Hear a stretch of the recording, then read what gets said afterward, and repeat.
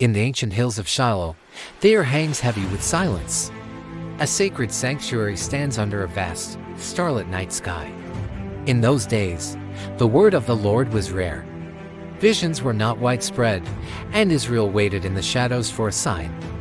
Deep within the tabernacle, the lamp of God still flickered, casting long, dancing shadows against the cold stone of the inner chamber. Young Samuel, a boy dedicated to the service of the Lord, lay resting on a simple reed mat, unaware of the destiny approaching. He wore a simple linen tunic, his breath rhythmic in the quiet night. Beside him, the world of the Spirit began to stir. Suddenly, a soft, glowing light began to pulse in the corner of the room, as if the air itself was coming alive with energy. Then, a voice broke the silence.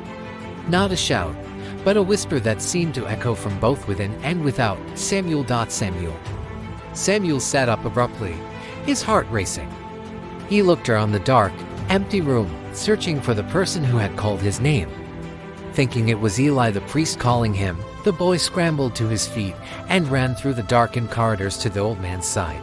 Eli was fast asleep, his face lined with the weight of years and the burdens of his priesthood. Samuel shook him gently.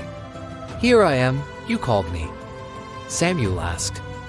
But Eli, groggy and half awake, only muttered for the boy to return to his bed. "I did not call.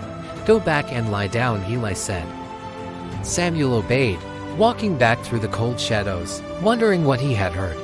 But the night was not over. As soon as Samuel lay down, the voice returned, clearer and more persistent than before. "Samuel." The call echoed again.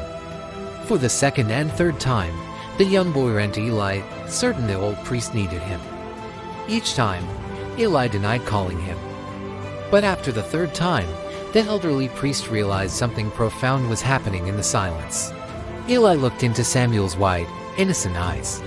He realized it was the Lord calling the boy, a divine connection he hadn't seen in years.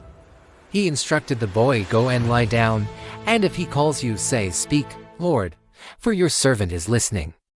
Samuel returned to his mat, his breath shallow with anticipation. He waited in the darkness, his heart pounding against his ribs. The supernatural glow returned, far brighter than before, filling the small room with a light that felt like pure truth. The Lord came and stood there, calling as at the other times, "Samuel, Samuel." The boy felt the weight of a divine presence. "Speak, for your servant is listening," Samuel replied. His voice steady despite the awe that filled his soul. But the message God gave next was not one of comfort. It was a shocking prophecy that would shake the foundations of Israel. God spoke of judgment coming to Eli's house because of the corruption of his sons. The era of the old priesthood was ending. Samuel listened as the Lord described a reckoning so great that the ears of everyone who heard about it would tingle. The boy who came to serve was now a messenger of divine justice. The silence of the night was replaced by the gravity of prophecy. As the vision faded, Samuel lay still until morning.